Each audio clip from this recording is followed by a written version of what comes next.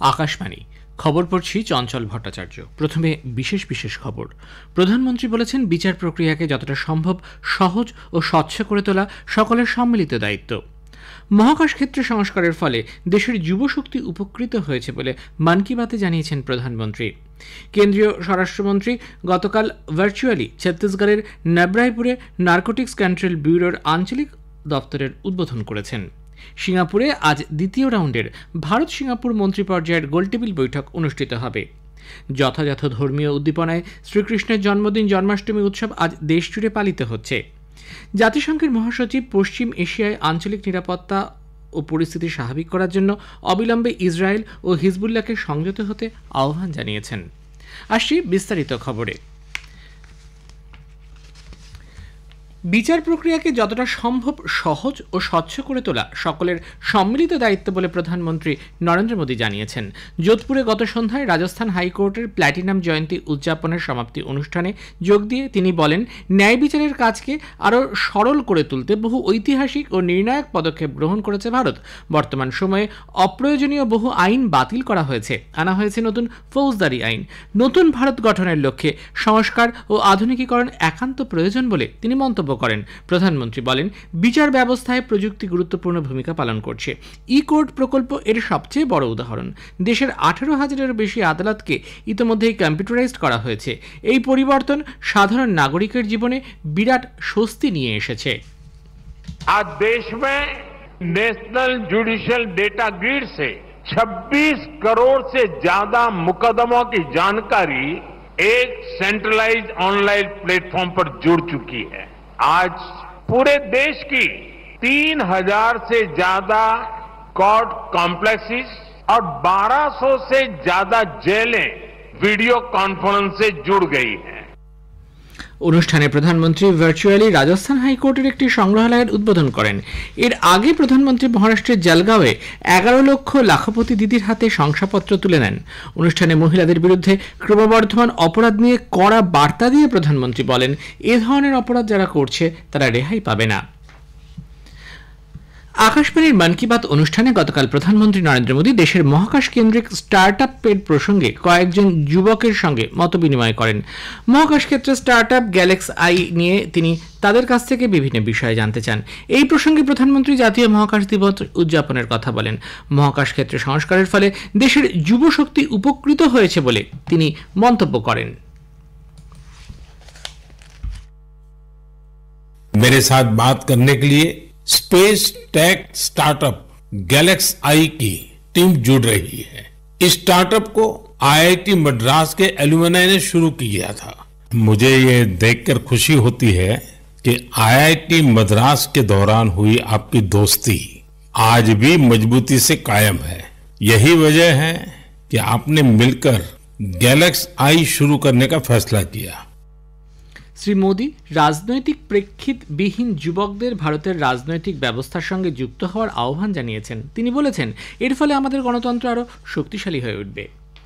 কেন্দ্রীয় স্বরাষ্ট্র ও সমবায় মন্ত্রী অমিত শাহ গতকাল ভার্চুয়ালি ছত্তিশগড়ের নবরাইপুরে নার্কোটিক্স কন্ট্রোল ব্যুরোর আঞ্চলিক দপ্তরের উদ্বোধন করেন। অনুষ্ঠানে তিনি বলেন, 2047 সালের মধ্যে মাদকমুক্ত দেশ গড়ে তুলতে প্রধানমন্ত্রীর সংকল্প এখন প্রতিটি ভারতবাসীর স্বপ্ন হয়ে উঠেছে।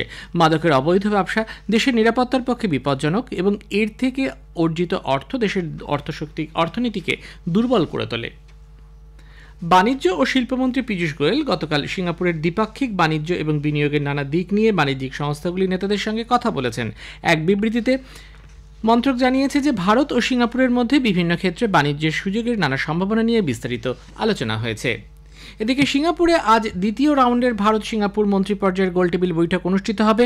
অর্থমন্ত্রী নির্মলা সীতারামন, বিদেশমন্ত্রী ডক্টর এস জয়শঙ্কর, বাণিজ্য শিল্পমন্ত্রী পীযূষ গোয়েল এবং রেল ও তথ্য প্রযুক্তি ও তথ্য সম্প্রচার মন্ত্রী অশ্বিনী বৈষ্ণব বৈঠকে যোগ দেবেন।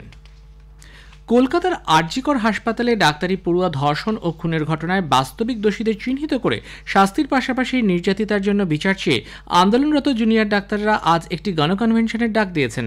আন্দোলনরত জুনিয়র ডাক্তারদের মঞ্চ ওয়েস্ট বেঙ্গল জুনিয়র ডক্টরস ফ্রন্টের পক্ষ থেকে এক বিবৃতিতে একথা জানানো হয়। এ খবর প্রচারিত হচ্ছে আকাশবাণী থেকে। যথাযথ ধর্মীয় উদ্দীপনায় শ্রীকৃষ্ণের জন্মদিন জন্মাষ্টমী উৎসব আজ দেশ জুড়ে পালিত হচ্ছে। ভক্তরা ভগবান কৃষ্ণের পুজোর জন্য বিভিন্ন মন্দিরে ভিড় করছেন। উত্তরপ্রদেশের মথুরা এবং বৃন্দাবনে ভগবান কৃষ্ণের জন্মতিথি উদযাপনের জন্য মন্দিরগুলিতে বিপুল জনসমাগম হয়েছে। ভগবান কৃষ্ণের জন্মস্থান মথুরায় বাঁকে বিহারী মন্দির, প্রেম মন্দির, ইস্কন মন্দির এবং শ্রীকৃষ্ণ জন্মভূমি মন্দির সহ হাজার হাজার মন্দিরকে সুসজ্জিত করা হয়েছে। শ্রীকৃষ্ণ জন্মাষ্টমী উপলক্ষে রাষ্ট্রপতি দ্রৌপদী মুর্মু দেশ ও বিদেশের সমস্ত ভারতীয় নাগরিককে শুভেচ্ছা জানিয়েছেন। এক বার্তায় তিনি বলেছেন, এই আনন্দের উৎসব আমাদের ভগবান শ্রীকৃষ্ণের দৈব আদর্শের প্রতি উদ্বুদ্ধ করে। তিনি সমস্ত নাগরিককে ভগবান শ্রীকৃষ্ণের আদর্শে দেশ ও জাতির অগ্রগতির লক্ষ্যে কাজ করার আহ্বান জানান। উপরাষ্ট্রপতি জগদীপ ধনখড়ও জন্মাষ্টমী উপলক্ষে দেশবাসীকে শুভেচ্ছা জানিয়েছেন। তিনি দেশবাসীকে ভগবান শ্রীকৃষ্ণের পথ অনুসরণের আহ্বান জানান। প্রধানমন্ত্রী নরেন্দ্র মোদীও এই উপলক্ষে সকলকে শুভেচ্ছা জানিয়েছেন। ব্রাজিলের বিদেশমন্ত্রী মাউরো ভিয়েরা ভারতে 4 দিনের সফরে গতকাল সন্ধ্যায় নতুন দিল্লিতে এসে পৌঁছেছেন।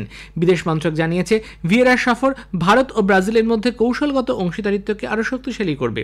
পররাষ্ট্রমন্ত্রী এস জয়শঙ্কর এবং শ্রী ভিয়েরা আগামীকাল 9ম ভারত ব্রাজিল যৌথ কমিশন বৈঠকে সহসভাপতিত্ব করবেন। ব্রাজিল এবছর G20 গোষ্ঠীর সভাপতির দায়িত্ব পালন করছে। ভারত এর আগে এই দায়িত্ব পালন করেছে। এই সময়কালে গৃহীত সিদ্ধান্তগুলির বাস্তবায়ন নিয়েও বৈঠকে আলোচনা হবে। বাংলাদেশের অন্তর্বর্তী সরকারের প্রধান অধ্যাপক মোহাম্মদ ইউনুস বলেছেন, সাধারণ নির্বাচন কবে হবে সেটি একটি রাজনৈতিক সিদ্ধান্তের বিষয় এবং বাংলাদেশের জনগণই অন্তর্বর্তী সরকারের বিষয়ে সিদ্ধান্ত নেবেন। বাংলাদেশ টেলিভিশনে জাতির উদ্দেশ্যে দেওয়া ভাষণে তিনি আরও বলেন, প্রশাসন, বিচার বিভাগ, নির্বাচন কমিশন, নির্বাচনী ব্যবস্থাপনা ও আইন শৃঙ্খলার ক্ষেত্রে প্রয়োজনীয় সংস্কারের পর দেশে একটি অবাধ, সুষ্ঠু ও অংশগ্রহণমূলক নির্বাচন অনুষ্ঠিত হবে।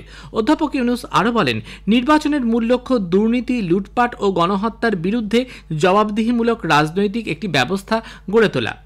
বিদেশ নীতি প্রসঙ্গে তিনি বলেন, বাংলাদেশ প্রতিটি দেশের সঙ্গে বন্ধুত্বপূর্ণ সম্পর্ক বজায় রাখবে। পারস্পরিক আস্থা, বিশ্বাস ও সহযোগিতা হবে তাদের বিদেশ নীতির মূল ভিত্তি। তিনি আরও বলেন, ঢাকা মানবাধিকার সহ সব আন্তর্জাতিক আইনের প্রতি শ্রদ্ধাশীল। অধ্যাপক ইউনুস বলেছেন, অন্তর্বর্তী সরকারের সংস্কার আনার জন্য জাতীয় ঐক্যে বিশ্বাস করে। নারী, শিশু, ভিন্নভাবে সক্ষম ও ধর্মীয় সংখ্যালঘু এবং আদিবাসী সকলেই সে দেশের নাগরিক এবং আইন অনুযায়ী সমান সুরক্ষা পাওয়ার অধিকারী। রাজনৈতিক ঐক্যের মাধ্যমে এগুলিকে নিশ্চিত করা হবে। অন্যদিকে বাংলাদেশ ন্যাশনালিস্ট পার্টি বিএনপির মহাসচিব মির্জা ফখরুল ইসলাম আলমগীর রাজনৈতিক দলগুলির সঙ্গে আলোচনার মাধ্যমে প্রয়োজনীয় সংস্কার বাস্তবায়নের মাধ্যমে যত দ্রুত সম্ভব নির্বাচন করা যায় সে বিষয়ে অন্তর্বর্তী সরকারের স্পষ্ট মতামত চেয়েছেন। জাতিসংঘের মহাসচিব আন্তোনিও গুতারেসের মুখপাত্র স্টিফেন ডুজারিক জানিয়েছেন, মহাসচিব আঞ্চলিক নিরাপত্তা ও পরিস্থিতি স্বাভাবিক করার জন্য অবিলম্বে ইসরায়েল ও হিজবুল্লাহকে সংযত হতে আহ্বান জানিয়েছেন। ইসরায়েল লেবাননে হিজবুল্লাহ লক্ষ্যবস্তুতে বিমান হামলা চালিয়েছে এবং হিজবুল্লাহ বাহিনী তার পাল্টা জবাব দিয়েছে। ইসরায়েল এবং হিজবুল্লাহ সংঘাতের মধ্যে লেবাননে জাতিসংঘের অন্তর্বর্তী বাহিনী UNIFIL এবং ওই অঞ্চলে পরিস্থিতি স্বাভাবিক রাখার জন্য দায়িত্বপ্রাপ্ত ভারতীয় শান্তিরক্ষী বাহিনীর সদস্যরা এর ফলে সমস্যায় পড়েছেন। শিয়া মুসলিমদের দল হিজবুল্লাহর নিজস্ব শক্তিশালী মিলিশিয়া রয়েছে, এরা দক্ষিণ লেবাননে অত্যন্ত সক্রিয়। বেইরুটে গত মাসে ইসরায়েল হিজবুল্লাহ গোষ্ঠীর প্রতিষ্ঠাতা নেতা ফুয়াদ শুকুরকে হত্যা করে। এর প্রতিশোধ নেবার জন্য ওই গোষ্ঠী নানান প্রস্তুতি নিচ্ছে। লেবানন থেকে ইসরায়েলের ওপর যেসব জায়গায় ক্ষেপণাস্ত্র এবং রকেট হামলা চালানো হবে সেখানে ইসরায়েলের বিমান বাহিনী 100টি জেট বিমানের মাধ্যমে আক্রমণ চালায়। ভারতের আবহাওয়া দফতর আগামী 3 দিন মধ্যপ্রদেশ, রাজস্থান, গুজরাট, মহারাষ্ট্র এবং গোয়ায় ভারী বৃষ্টির সতর্কবার্তা দিয়েছে। উত্তর পশ্চিম মধ্যপ্রদেশ এবং পূর্ব রাজস্থানে একটি নিম্নচাপ গভীর নিম্নচাপে পরিণত হয়েছে। আরেকটি নিম্নচাপ এলাকা বাংলাদেশ ও তৎসংলগ্ন গাঙ্গেয় পশ্চিমবঙ্গের উপর অবস্থান করছে। এটি আরও ঘনীভূত হয়ে আগামী 2 দিনের মধ্যে গাঙ্গেয় পশ্চিমবঙ্গ, উত্তর ওড়িশা এবং ঝাড়খণ্ডের দিকে অগ্রসর হওয়ার সম্ভাবনা রয়েছে। টেলিযোগাযোগ বিভাগ বন্যা কবলিত ত্রিপুরায় টেলিফোন পরিষেবা স্বাভাবিক করার জন্য সব রকমের চেষ্টা চালিয়ে যাচ্ছে। প্রবল প্রতিকূল অবস্থার মধ্যে টেলিকম পরিষেবা সরবরাহকারী সংস্থাগুলির যৌথ প্রয়াসে রাজ্যের বন্যা কবলিত এলাকায় 94%-এরও বেশি অঞ্চলে পরিষেবা স্বাভাবিক হয়েছে। যোগাযোগ মন্ত্রক জানিয়েছে, এর ফলে উদ্ধারকারী দল, সরকারি কর্মকর্তা এবং সাধারণ জনগণের মধ্যে যোগাযোগ বজায় রাখতে সুবিধে হচ্ছে। শেষে বিশেষ খবর আরও একবার। প্রধানমন্ত্রী বলেছেন, বিচার প্রক্রিয়াকে যতটা সম্ভব সহজ ও স্বচ্ছ করে তোলা সকলের সম্মিলিত দায়িত্ব। কেন্দ্রীয় স্বরাষ্ট্রমন্ত্রী গতকাল ভার্চুয়ালি ছত্তিশগড়ের নবরায়পুরে নার্কোটিক্স কন্ট্রোল ব্যুরোর আঞ্চলিক অফিসের উদ্বোধন করেছেন। খবর শেষ হলো।